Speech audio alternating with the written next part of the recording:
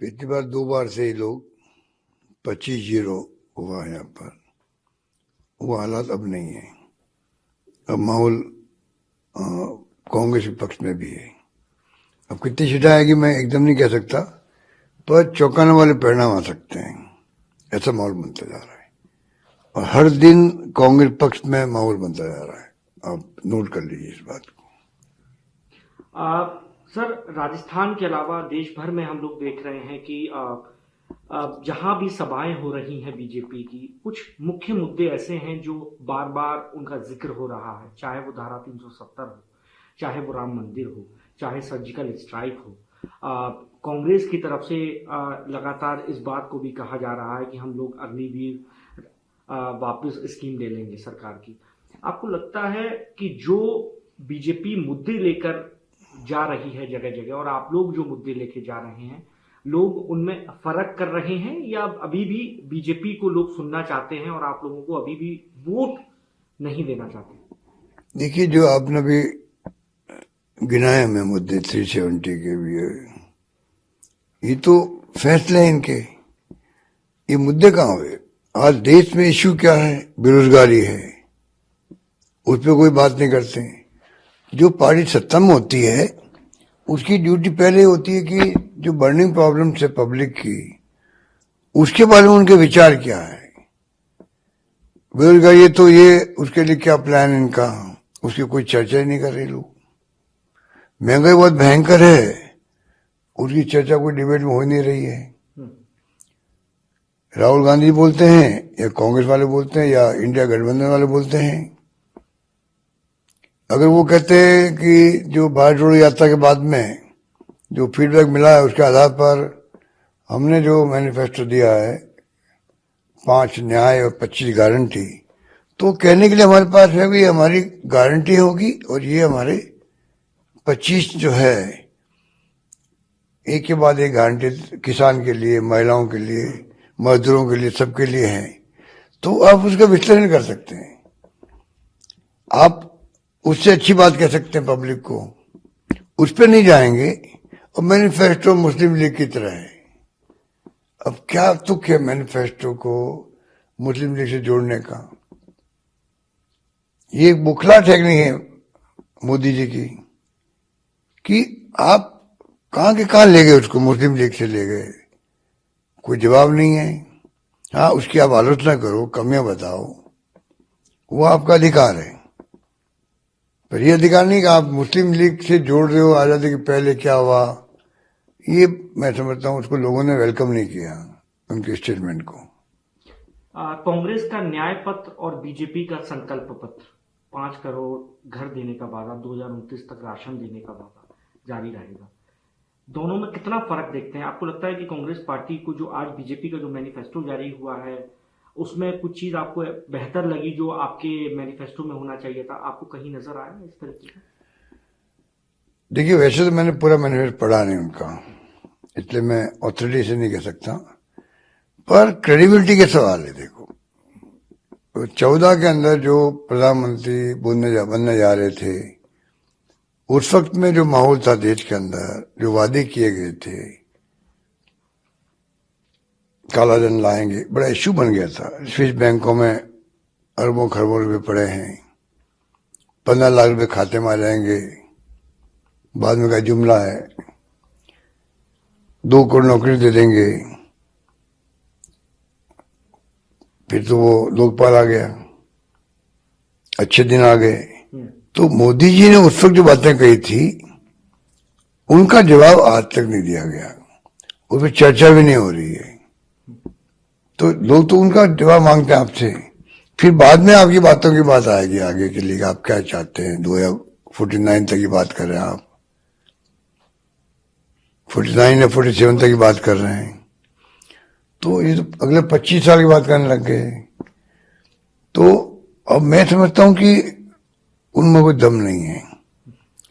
राहुल गांधी की जो यात्रा निकली है 2, भारत जोड़ो और भारत जोड़ो न्याय यात्रा, उसमें जो फीडबैक आया उसके आधार पर कांग्रेस प्रयास किया है, जन भावनाओं का आधार बना करके मैनिफेस्टो दिया गया है, उस पर चर्चा हो रही है, गारंटी कार्ड बंट रहे हमारे, तो मेरा मानना है कि अगर देखें हम तो हमारे पास कहने के लिए बहुत कुछ है, विपक्ष में होते हुए भी। वो सत्ता पक्ष में है, वो तो और भी उनके बारे में पूरा फीडबैक रहता है, देश की क्या क्या समस्या है। जो घोषणा वो कर रहे हैं तो बहुत पहले की है, घर बनाने की बात हो या किसानों को दे रहे हैं आप, वो तो सबको मालूम है। सर, सीए के तहत लोगों को नागरिकता दी जाएगी, यूसीसी देश भर में लागू किया जाएगा, वन नेशन वन इलेक्शन एक बहुत बड़ा इशू है सर। ये तमाम बातें जो हैं बीजेपी मैनिफेस्टो में आज रही। आप लोग को, हालांकि कांग्रेस पार्टी इन मुद्दों को छूने से कतराती है, लेकिन बीजेपी अपने मैनिफेस्टो में इनको रख रही है। आपको लगता है कि यही स्ट्रॉन्ग बीजेपी के फैसले हैं जिसकी वजह से बीजेपी को वोट मिल रहा है और कांग्रेस पार्टी को उस तरीके से लोग देख नहीं पा रहे हैं फैसलों के मद्देनजर, या आपको कहीं इसमें कमी नजर आ रही है? नहीं, मेरा मानना है कि इनके डेमोक्रेसी में यकीन नहीं है, विश्वास नहीं है, इसलिए विपक्ष को वो समझते नहीं है। विपक्ष की संख्या कम हो ज्यादा हो अलग बात है। अगर एक तरफा ही बात करनी है आपको सत्ता में बने रहने के लिए तो अलग बात है, वरना आप तो डिबेट क्यों होती है हाउस के अंदर? आपको मेजोरिटी, आप हर बिल पास करवा सकते हो संख्या के आधार पर, तब भी हर बिल पे डिबेट होती है। क्यों होती है? क्योंकि विपक्ष की भी राय आ जाए उसके अंदर। ये डेमोक्रेसी का मूल है, उसको ये लोग खत्म कर रहे हैं। इसलिए चुनाव भारी बहुमत जीत जाए तो ये जो माहौल बन गया देश के अंदर कि आगे चुनाव होंगे कि नहीं होंगे, ये चिंता लगी लोगों को। संविधान का क्या होगा, बदल देंगे क्या, आरक्षण खत्म हो जाएगा क्या, ये क्वेश्चन मार्क क्यों पैदा हुए हैं कि कल गृह मंत्री जी को, अमित शाह जी को कल अलवर में सफाई देनी पड़ी इसके लिए कि हम कोई समाप्त नहीं करेंगे आरक्षण को। ये नौबती क्यों आ रही है? सर, प्रधानमंत्री आप लोग क्योंकि जिस तरीके से लोगों तक अपनी न्याय पत्र की बात कर रहे हैं, प्रधानमंत्री आपके न्याय पत्र को लेकर कहते हैं कि इस तरीके के अनाउंसमेंट कांग्रेस पार्टी कर रही है जिसपे खुद कांग्रेस के नेता जो है वो हंस रहे हैं, इस तरीके के स्ट्रॉन्ग शब्दों का इस्तेमाल कर रहे हैं। आपको अगर मैं ये कहूँ कि बीजेपी वाले बहुत हंस रहे हैं इनके कार्यप्रणाली को लेकर के, इनके फैसलों को लेकर के, बहुत अनरेस्ट है बीजेपी के अंदर, आरएसएस के अंदर भी है, तो इससे क्या, मेरा व्यूज है, मेरे पास फीडबैक आया है, कोई एक दो लोगों ने कमेंट कर दिए होंगे मान लीजिए, और क्या कमेंट कर दिया होंगे इन लोगों ने, इनको हम लोग ज्यादा गंभीरता से नहीं लेते हैं।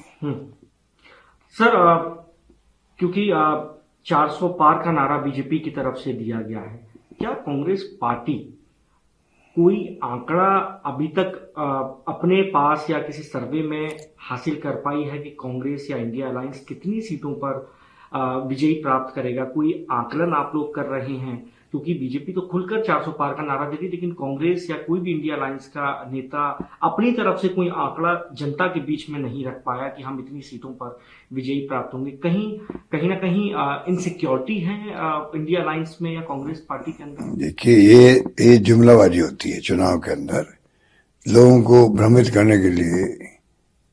ये पहले मैंने देखा, मेरा अनुभव कहता है कि मैं गुजरात का इंचार्ज था, तो अमित शाह जी उस वक्त में कई बार बोल चुके थे कि मिशन 150 और 97 पे आके रुक गए।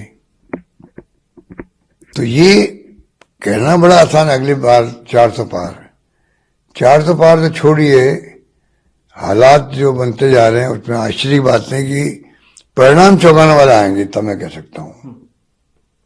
अब किस हद तक इसको चौंकाएंगे वो टाइम बताएगा। सर, साउथ में बीजेपी बहुत आक्रामक तरीके से अपना अभियान चला रही है चुनाव को लेकर। कहीं ना कहीं ये बातें भी उठती रही कि साउथ वर्सेस नॉर्थ ये चुनाव होने जा रहा है, साउथ कांग्रेस के पास आ रहा है, जिसपे बीजेपी सेंध मानने की कोशिश कर रही है, चाहे वो तमिलनाडु हो, आंध्र प्रदेश हो, कर्नाटका हो। एक तरफ नॉर्थ में कहा जा रहा है कि कांग्रेस पार्टी के लिए कुछ नहीं है, तो क्या साउथ वर्सेस नॉर्थ भी कांग्रेस ये मानकर बैठी है, या कहीं ना कहीं ये भी एक अंदर खाने चर्चा है कि साउथ वर्सेस नॉर्थ हो रहा है? क्योंकि आप लोगों पर तो देश को बांटने तक का आरोप लग चुका है बीजेपी की तरफ से। हमारे नेताओं ने जान दे दी, देश को बांटने नहीं दिया, खालिस्तान ने बनने दिया इंदिरा गांधी जी ने। किसके लिए बात करते हैं ये लोग? जिन्होंने जहां की बाजी लगा दी हो, देश को एक अखंड रखा हो, राजीव गांधी की हत्या हो गई, वो हमें ये बताएंगे कि देश बांट रहे हैं? हाँ, इनके जो कृत्य हैं, इनकी जो सोच है, वो देश को बांटने वाली है।